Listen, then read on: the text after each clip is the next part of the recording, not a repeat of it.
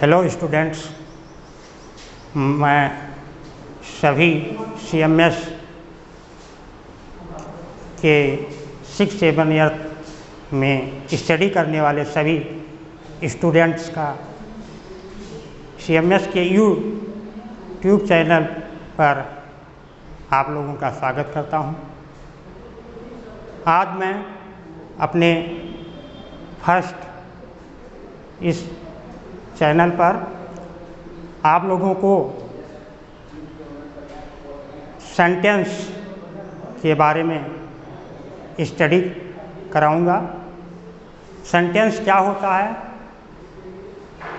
और सेंटेंस के पार्ट्स कितने होते हैं, आज मैं सभी को इसके बारे में स्टडी कराऊंगा। तो आइए चलते हैं। सबसे पहले sentence SENTENCE sentence. Sentence means होता है वाक्य।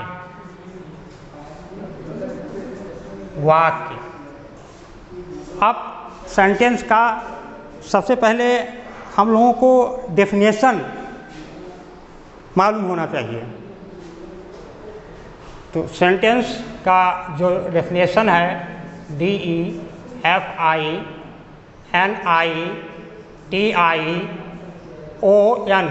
Definition. A sentence definition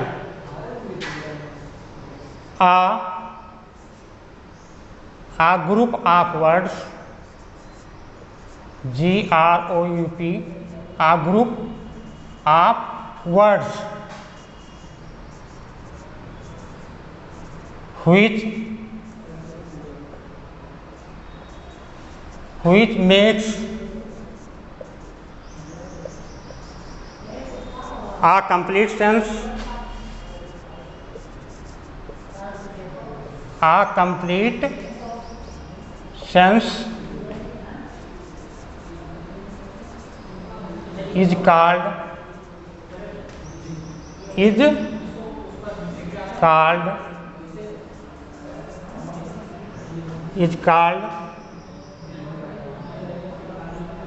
is called the sentence।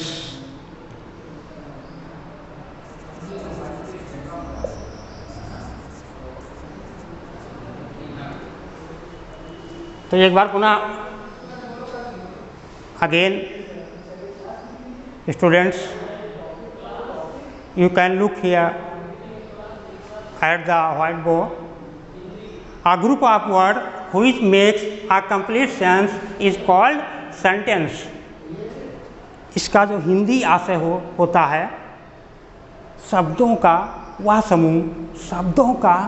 समूह जो पूर्ण भाव व्यक्त करता हो, वाक्य कहलाता है, सेंटेंस कहलाता है। इसीलिए a group of words which makes a complete sense is called sentence।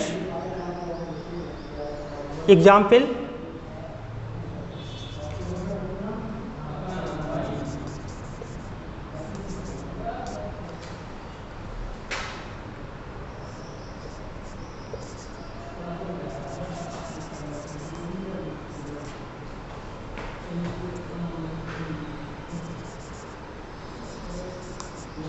he reads some poem। he reads some poems। अब देखिए इसमें he reads some poems, यह एक सेंटेंस है। इसका हिंदी जो अर्थ होगा वह कुछ कविता याद करता है, he reads some poems। तो आइए तो अब देखिए इसका हिंदी अर्थ जब निकाला जाएगा, he reads some poem, वह कुछ कविता याद करता है, तो एक सेंटेंस बन गया, एक वाक्य बन गया। इसी को हम क्या कहते हैं? सेंटेंस कहते हैं या वाक्य कहते हैं। अब आइए स्टूडेंट्स, हम देखते हैं कि इसके पार्ट्स क्या होते हैं। पार्ट्स, तो parts of PARTS, part of sentence, SENTENCE। There are, THERE, there are two parts, there are two parts of sentence, there are two parts of sentence. मतलब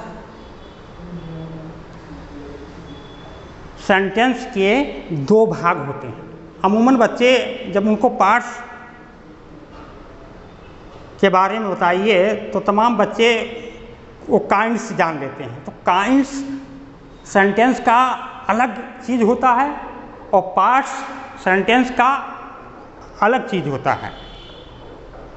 तो dear students, you know that there are two parts of sentence.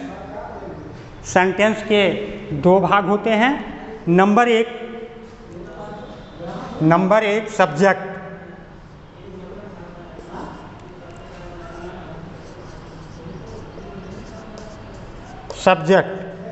Subject जिसको आप कर्ता कहते हैं, जिसको आप कर्ता कहते हैं। नंबर एक सब्जेक्ट जिसको आप कर्ता कहते हैं। क्या कहते हैं? कर्ता। और नंबर दो बच्चों ध्यान दीजिएगा, नंबर दो प्रेडिकेट, नंबर दो प्रेडिकेट, PREDICATE, प्रेडिकेट जिसको आप विधेय कहते हैं। तो एक सेंटेंस के ये दो पार्ट होते हैं। There are two parts of sentence. Number एक सब्जेक्ट, नंबर दो प्रेडिकेट। अब आइए देखते हैं सब्जेक्ट क्या है। सब्जेक्ट एक मोटी मैं पहचान बता दे रहा हूं डियर स्टूडेंट्स, जिससे आप उसको आप सेंटेंस को पहचान जाएंगे। अमूमन जो सब्जेक्ट होता है वो किसी वर्ब के पहले आता है, चाहे वो हेल्पिंग वर्ब हो, चाहे वो मॉडल ऑक्सिलरी वर्ब हो, चाहे वह मेन वर्ब हो, उसके पहले आता है अमूमन। एग्जाम्पल तौर पर हम देखते हैं subject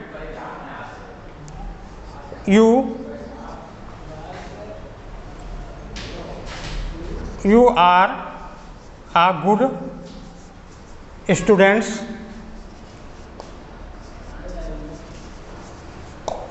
you are a good student, तुम एक अच्छे छात्र हो, तुम एक अच्छे छात्र हो।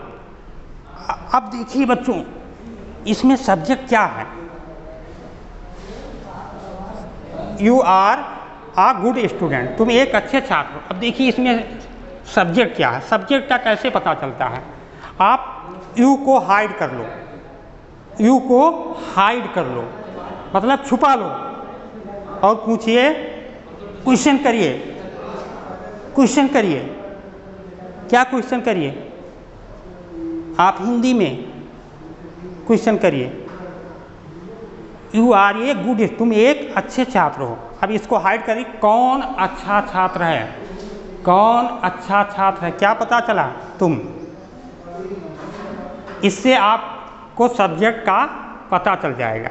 और अमूमन मैंने अभी आपको पहले भी बता दिया, देखिए ये आर नामक क्या है? हेल्पिंग वर्ब है। यहाँ हेल्पिंग वर्ब ना हो करके यहाँ मॉडल ऑक्सिलरी हेल्पिंग वर्ब कहा जाएगा आर को। तो इसके पहले आया है, इसलिए यू आपका क्या हो गया? सब्जेक्ट हो गया, सब्जेक्ट हो गया। यू आपका क्या हो गया? सब्जेक्ट हो गया। अब आर से लेकर के गुड स्टूडेंट ये आपका क्या हो गया? डियर स्टूडेंट्स ये आपका प्रेडिकेट हो गया। PREDICATE, CATE, प्रेडिकेट हो गया। तो ये फर्स्ट एग्जाम्पल मैंने दिया। तो इसी प्रकार आप किसी सेंटेंस के पार्ट को पता लगाएंगे कि आपका सब्जेक्ट कौन सा भाग है सेंटेंस का और प्रेडिकेट कौन सा भाग है। अभी जैसे मैंने बताया, प्रेडिकेट की शुरुआत मेन वर्ब या हेल्पिंग वर्ब या ऑक्सिलरी वर्ब से होती है। यहाँ देखिए प्रेडिकेट की जो शुरुआत है वो मॉडल हेल्पिंग वर्ब से है। Thank you students. अब हम नेक्स्ट वीडियो में आपसे हमारी फिर मुलाकात होगी।